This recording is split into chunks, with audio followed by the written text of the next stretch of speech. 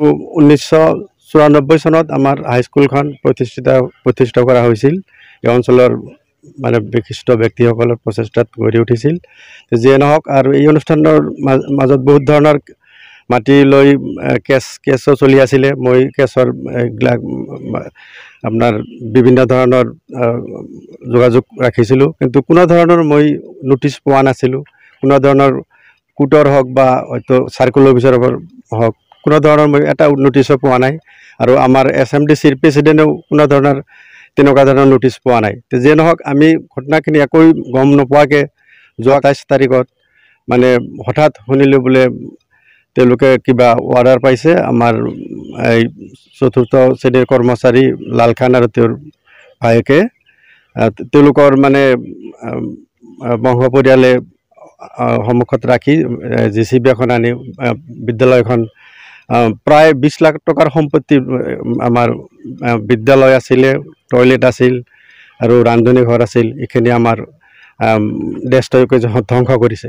গতিকে এইখিনি সম্পত্তিৰ আমি উপযুক্ত ক্ষতিপূৰণ চৰকাৰৰ তৰফৰ পৰা পাবৰ কাৰণে বিহিত ব্যৱস্থা লোৱাৰ কাৰণে মই অনুৰোধ জনাইছোঁ।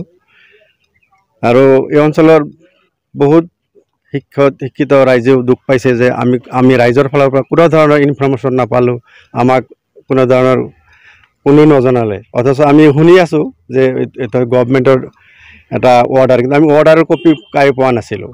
তো বৰ দুৰ্ভাগ্যজনক আমাৰ কাৰণে। ইয়াৰ উপযুক্ত ব্যৱস্থা যাতে আমাৰ মুখ্যমন্ত্ৰী মহোদয় এটা ইনিচিয়েটিভ লয়, আমি তাৰ কাৰণে আশা কৰিছোঁ। ডাঙৰ প্ৰবঞ্চনা এটা মানে ইয়াত অনুষ্ঠিত হৈছে।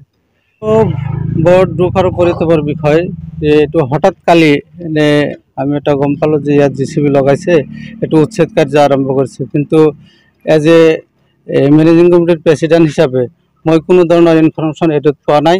এই উচ্ছেদ কাৰ্য কেনেকৈ কি অৰ্ডাৰ আনিলে, কোনো অৰ্ডাৰ আমাৰ হাতত অহা নাই বা জাননী হিচাপে আমি পোৱা নাই। এতিয়া সিহঁতে এনে শুনিলোঁ সিহঁতে বোলে কিবা অৰ্ডাৰ আনিছে, অৰ্ডাৰ আনি সিহঁতে একবাৰে এই আজি 30 বছৰ ধৰি যি স্কুলখন প্ৰতিষ্ঠিত হৈছে সেইখন মাটিতে খান্দি তাতেই ভেটি বনাই তাতেই স্কুল কৰি আজি 30 বছৰ পাৰ হৈ গ'ল, কোনো ধৰণৰ এই নহ'ল। আজি অকস্মাত সিহঁতে অৰ্ডাৰ পাই এটা স্কুলখন ভাঙি চুৰমাৰ কৰি দিলে। অথচ গাঁৱৰ মানুহ হিচাপে আমাক অলপ জনাব লাগিছিল, কোনো ধৰণৰ ইনফৰ্মেশ্যন আমি পোৱা নাই। মুঠতে আজি কি কমিটিও পোৱা নাই। ৰাইজ আজি আক্ষেপ মানে বিক্ষোভ এইটোৱে যে যিকোনো এটা উচ্ছেদ কাৰ্যত জানিব লাগে, জানিব লাগে যে একদিন বা 10 দিন আগত জাননী দিব লাগে, 3 দিন আগত দিব লাগে বা 1 ঘণ্টা আগতো। বা কোনোবা মানুহ আহিছে যে ইয়াত যে গাৰ্জেন আছে বা এইটো সামাজিক এটা অনুষ্ঠান, এই অনুষ্ঠানৰ কোন গাৰ্জেন বা কোনো মানুহক নজনাকৈ এককভাৱে মোৰতো সন্দেহ হয় এই জাজমেণ্টটোই আচলতে 2 নম্বৰী জাজমেণ্ট। এই জাজমেণ্টৰ ওপৰত সন্দেহ আছে। এই জাজমেণ্টটো এটা মেকিং চিষ্টেম। এই মেকিঙত হৈছে কাৰণ কোনো ধৰণৰ ৰাইজ ইনফৰ্মেশ্যন নিদিয়াকৈ এটা বস্তু ইমান ডাঙৰ এটা অনুষ্ঠান ভাঙি দিয়াটো আমি বৰ দুখ পাইছোঁ। 94 চনত এই কোহিনুৰ আঞ্চলিক হাইস্কুলখন স্থাপন হৈছিল। তাতে 3জন মানুহে মাটি দান কৰিছে। তো চকীদাৰ লাল খান চাহেব তেখেতে 5 বিঘা মাটি দিছে, হেডমাষ্টাৰে 4 বিঘা দিছে, কেৰাণীয়ে 3 বিঘা দিছে, আৰু বাকী মানুহগিলাই টকা দি ডনেশ্যন হিচাপে টকা দিছে। সিহঁতে মাটিৰ পৰিৱৰ্তে চাকৰি লৈছে।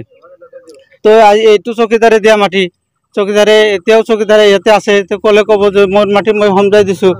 তথাপি চকীদাৰৰ ভাই ককাই বা পৰিয়ালে এই মাটিটো সিহঁতে এফেকশ্যন কিহৰ ভিত্তিত কেছ কৰিলে, এই মাটিটো সিহঁতে সমজাই দিছিল। দুজন মানুহে এই চানখান নামৰ মানুহ যিজন আছে তেখেত নিজেই সেই সময়ত স্কুল প্ৰতিষ্ঠাৰ সময়ত মেনেজিং কমিটিৰ মেম্বাৰ আছিল। সিহঁতে থাকি লগে ভাগে চিষ্টেম কৰি নিজে দলিল কৰি দিয়াৰ পিছতো এই মাটি সমজাই দিছে, এই মাটিতেই স্কুল হৈছে। তাৰ পিছত সিহঁতে আকৌ এই কিবা দাগ নম্বৰৰ খেলিমেলি বুলি কৈ থাকে যে দাগ নম্বৰৰ খেলিমেলি। যদি দাগ নম্বৰৰ খেলিমেলি হয় তেনেহ'লে সিহঁতে দাগ নম্বৰ দিয়াৰ দায়িত্ব সিহঁতৰে আছিল। সিহঁতে যি দাগ নম্বৰ দিছে সেইমতে হৈছে, আৰু যিটো মাটি সমজাই দিছে সেইটো মাটিতে স্কুল হৈছে। এতিয়া দাগ নম্বৰৰ খেলিমেলি সিহঁতে হোমজিকেলি ক'লেওতো নহ'ব। এতিয়া যি সমজাই দিয়া মাটিত স্কুল হৈছে সেই স্কুলত আজি এনেকুৱা অৱস্থা ভাঙি দিলে, এইটোৰ আচলতে আমি উচিত বিচাৰ বিভাগীয় কৰ্তৃপক্ষক। অৱশ্যে এই সম্পৰ্কে মই SP ছাৰকো জনাইছিলোঁ, DC ছাৰকো জনাইছিলোঁ, চাৰ্কুল অফিচাৰকো জনাইছিলোঁ চৰপেটাত। তো সিহঁতে পানী বা ইলেকশ্যনৰ কাৰণে আহিব পৰা নাই বুলি কৈছিল। SP অফিচৰ পৰা SP DSPকো পঠাই দিছিল। সিহঁতে আহি কৈ গৈছিল যে ইয়াত কোনো ধৰণৰ মানুহে কোনো হস্তক্ষেপ কৰিব নোৱাৰিব যেতিয়ালৈকে ইয়াৰ এটা ফাইনেল ডিচিশ্যন নহয়। তাৰে মাজত এই অকস্মাত এই ঘটনাটো আমাৰ বিৰাট দুখৰ বিষয় হৈছে। এইটো আমি উচ্ছেদৰ মূল মানুহ এইটো ধৰক খান পৰিয়াল বুলি ক'লে এইটো চান খান নামৰ মানুহ আছে, চান খা আছে, তাৰপিছত এই দৌলত খান আছে। এইটোতো এটা দুখৰ বিষয়। গছ এখন উভালি হ'লে কমচে কম ফৰেষ্টৰ মানুহে জানে, কোনো ধৰণৰ জাননীবিহীনভাৱে এই উচ্ছেদটো খুব এটা দুখজনক উচ্ছেদ হৈছে। সেই হিচাপে আমি এইটো উচিত তদন্ত বিচাৰোঁ। আমি এই আপোনালোকৰ জৰিয়তে চিএম মহোদয়ক আমি এই কথাটো জনাব বিচাৰোঁ যে ইয়াৰ এটা উচিত ব্যৱস্থা ল'ব লাগে।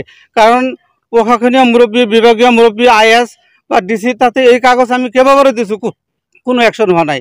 SDC তাতে দিছোঁ, SDC কালি মই ফোনো কৰিছিলোঁ, তেখেতে কৈছে যে আপোনালোকৰ ৰাস্তা বেয়া সেইকাৰণে যাব পৰা নাই। তো নিশ্চয় যাম, আপোনালোকৰ সমস্যাটো সমাধান কৰি দিম। কিন্তু ধৰক IS-ক দিলোঁ, IS-ও কোনো ধৰণৰ আমাক কোনো এটা আশ্বাস দিয়া নাই যে এইটো পজিটিভ নিগেটিভ একোই কোৱা নাই। IS-এ হিয়াৰিং দিম বুলি কৈছিল, এপ্লিকেশ্যন দিয়াৰ লগে লগে কোনো ধৰণৰ হিয়াৰিং নকৰাকৈ এনেকৈ চুপচাপ আছে। এনেকুৱা প্ৰচেছ নহয় যে চোৰৰ নিচিনা আহি ছিষ্টেমত সিহঁতে ভাঙি থৈ যাব। কোনো মানুহক ইনফৰমেশ্যন বা গাঁৱৰ মুখিয়াল টুখিয়াল কোনো মানুহকে মাতা নাই। আনকি স্কুলৰ যিজন প্ৰধান শিক্ষক তেওঁকো মাতা নাই। বা গাঁওবুঢ়া আহিছিল পাৰ্ট টাইমৰ কাৰণে, তেওঁক বোলে সিদিনাই মাতিছে। গাঁওবুঢ়াক মই সুধিছিলোঁ, ক'লে যে কালি মোক মাতিছিল, আপুনি অলপ আহিব লাগে। সেই হিচাপে গাঁওবুঢ়া কালি আহিছিল।